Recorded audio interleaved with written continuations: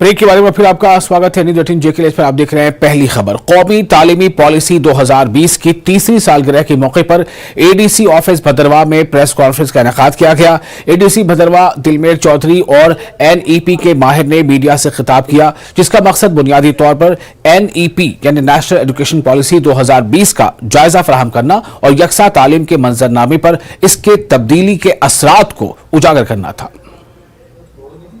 Century जो skill है ये मुख्य रूप से 3 प्रकार की है। तो विजन है अभी प्राइम मिनिस्टर साहब का न्यू एजुकेशन पॉलिसी को लेकर, जैसे एज में चेंज की है और खास करके स्टूडेंट ओरिएंटेड इस पॉलिसी को बनाया हुआ है कि किस तरीके से स्टूडेंट से हम जो रिक्वायर्ड गोल्स उसके एजुकेशन में है, जो रिक्वायर्ड जो लक्ष्य हैं वो किस तरह से हासिल हम कर सकते हैं। पूरे का पूरा सेंटर जो है वो स्टूडेंट को बनाया गया है ताकि हम स्पेसिफिक, जैसे स्किल डेवलपमेंट का बड़ा स्पेसिफिक किया गया है, इसी तरीके से जो हमारा क्लास फर्स्ट, क्लास सेकंड और क्लास थर्ड का स्टूडेंट है, हम उसमें जो क्या इनर उसकी क्या चीज छुपी हुई है उसको बाहर लाएं, उसका इंटरेस्ट किस साइड है और उसी को एक्सप्लोर किया जाए। परंतु एक अलग सिस्टम बनाया गया, लाइट बट टाइट। सिलेबस थोड़ा रिड्यूस किया जाएगा, बच्चों पर बोझ ज्यादा ना हो ऐसा किया जाएगा, लेकिन एग्जाम सिस्टम टाइट होगा, कमजोर उसको नहीं किया जाएगा। 10वीं और 12वीं बोर्ड एग्जाम रहेंगी। इसके अलावा एक एप्रोप्रिएट संस्था बनाई जाएंगी क्लस्टर लेवल पे, तहसील लेवल पे, डिस्ट्रिक्ट लेवल पे, जो कि 3rd में, 5th में और 8th में भी एक प्रॉपर लेवल की एग्जाम लेंगे। 3rd क्लास तक बच्चा जो हिंदी अंग्रेजी पढ़ना लिखना बोलना सीखे और साथ के साथ ही जो गणित है उसकी बेसिक चीजें सीख जाए, अर्थात बुनियादी ढांचा मजबूत करने को इसमें कहा गया है, जिसको FLN के नाम से जाना गया है, निपुण भारत। और इसका टारगेट है 2026। इसके साथ ही इसमें कहा गया है कि 21वीं शताब्दी की आवश्यकताएं क्या है, नीड क्या है, उन नीडों को मूल रूप से ध्यान रखा गया है। 21वीं शताब्दी के अंतर जो आवश्यकताएं उनको 21 सेंचुरी स्किल के नाम से भी जाना गया है। ऑपरेशन विजय को 24 साल हो गए। जो जवान इस ऑपरेशन में शहीद हुए उनको मुल्क भर में हर साल वॉर मेमोरियल पर खिराज अकीदत पेश करता है। इस साल भारतीय आला फौजी अफसरों के अलावा मुल्क भर से इन शहीदों के रिश्तेदारों के अलावा मुंबई का एक ऐसा ग्रुप भी था जो हर साल द्रास आता है और यहां आकर फौजियों को राखी बांधता है और इन्हें घर की बनी हुई मिठाइयां भी खिलाता है।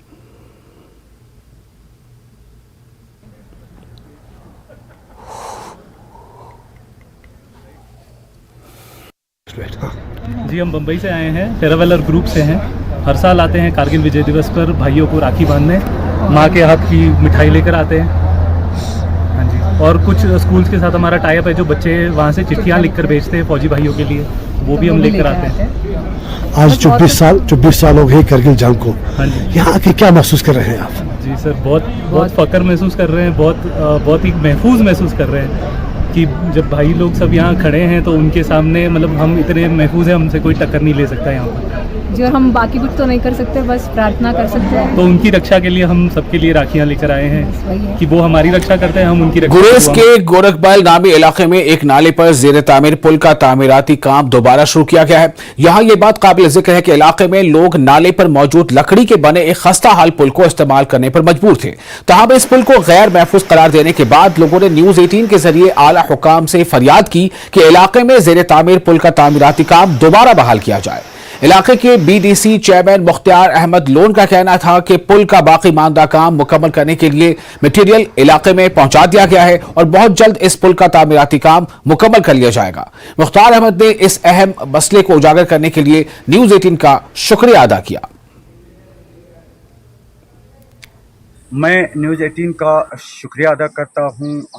मेरे ब्लॉक में जो कोरकबल गांव है वहां पर जो पुल डैमेज हुआ था, फिर वहां नया पुल हमने मंगवाया था, उसमें वो काम बंद पड़ा था। हमने न्यूज़ 18 की मदद से आला हुकाम तक वो बात पहुंचाई, जिससे हमें यहाँ वो पुल का काम फिर ज़ोरों से चल रहा है। मैं फिर एक बार न्यूज़ 18 का तहे दिल से शुक्रिया अदा करता हूँ। जिला रामबन के इलाके संगलदान में तित्ता पानी के नजदीक अचानक से जमीन खिसकने के वाकये में बस्ती के 4 घर मुकम्मल तौर से तबाह हो गए, जिसके नतीजे में अहले खाना को खुले आसमान तले आने पर मजबूर होना पड़ा है। सब डिवीजन गोल इंतजामिया व जिला इंतजामिया जाए मौके पर पहुंचकर नुकसान का जायजा ले रहा है और मुतासरीन की फौरी इमदाद के लिए इकदाम किए जा रहे हैं। तहम अचानक आई इस आफत से मुतासर को बजात ने हुकूमत और अवामी नुमाइंदों से अपील की है कि उनकी इमदाद हो और मुस्तकिल बाज़ाबातकारी के लिए भी फौरी इक़दाम किए जाएं।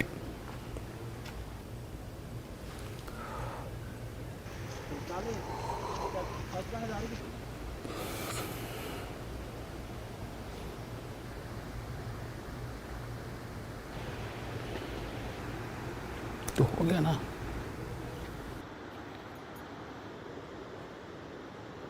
मेरा नाम मोहम्मद तारू है जी। मैं यहाँ तत्ता पानी डुमकी में रहता हूँ, नंबर 5 वार्ड हमारा।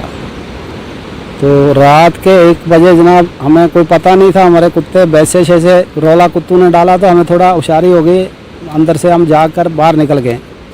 तो बाहर देख रहे थे तो हमारे मकान गिर रहे थे, बारिश लग रही थी ज़बरदस्त। बारिश की वजह से हम अंदर से बाहर भी नहीं निकल सकते। फिर छोटे छोटे बच्चे थे अंदर, उनको होशियार करते रहे। एक ही बंदा था मैं घर में, बाकी लेडीज़ थी, लड़कियाँ थी घर में, तो उनको भी होशियार किया। लड़के का अलग था चूल्हा, लड़के की छोटी छोटी बच्चियाँ थी तो उसकी बीवी थी उधर, तो वो भी होशियार किए, उनके वो बच्चे भी निकाले अंदर से जाके। तो बाकी जो भी हमारा सामान था, जो भी प्रॉपर्टी थी घर की, जो कमाई 50 साल मेरी 55 साल मेरी उम्र है, जो मैंने कमाई की थी और बच्चों ने, वो ख़त्म हो गई सर। से कम 20-25 कनाल जगह है ये। इसमें तो मुझे जो दी थी मैंने भी किसी से ख़रीद के ली थी, जर खरीद की थी वीर सिंह से। तो चलो मेरे वाली भी गई, तो वीर सिंह की भी ज़मीन तो रही नहीं है सर। कुछ मकान जो बनाए थे हमने, कम से कम 20-25 कमरे बनाए थे माल के लेकर, बड़े बड़े हाल थे माल के लिए, वो भी ख़त्म हो गए। इस इलाके का नाम है तत्ता पानी डुमकी।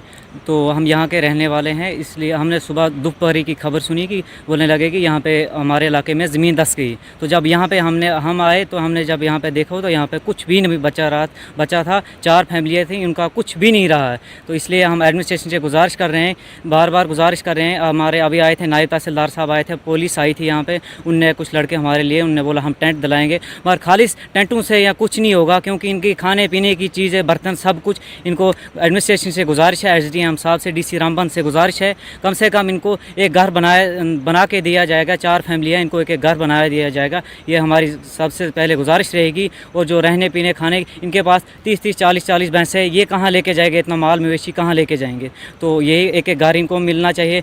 तो कम से कम 5-5 लाख रुपये एक आदमी को, एक फैमिली को मिलना चाहिए। तो यही हमारी एडमिनिस्ट्रेशन से गुजारिश।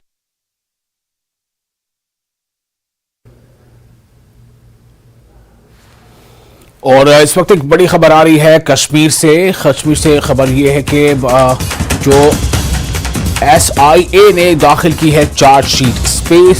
स्टेट इन्वेस्टिगेशन एजेंसी निजात इस्लामी के 2 अरकान के खिलाफ चार्जशीट दाखिल की गई है। SIA ने चार्जशीट दाखिल की है। SIA ने श्रीनगर की खुसूसी अदालत में चार्जशीट दाखिल की है और अब्दुल सलाम डग्गा और मोहम्मद शफी डार के खिलाफ चार्जशीट दाखिल की गई है। कश्मीर से इस वक्त एक बड़ी खबर आ रही है, SIA ने चार्जशीट दाखिल की है, स्टेट इन्वेस्टिगेशन एजेंसी ने दाखिल की है ये चार्जशीट। जमात इस्लामी के 2 अरकान के खिलाफ चार्जशीट दाखिल की गई है। जो 2 अरकान हैं उनके बारे में बताया जा रहा है कि ये जो चार्जशीट है वो खुसूसी अदालत में, श्रीनगर की खुसूसी अदालत दाखिल की गई है। इन 2 अरकान के नाम अब्दुल सलाम डग्गा और मोहम्मद शफी डार हैं और ये दोनों जमात इस्लामी के अरकान हैं। इनके खिलाफ श्रीनगर की खुसूसी अदालत में SIA ने चार्जशीट दाखिल की है।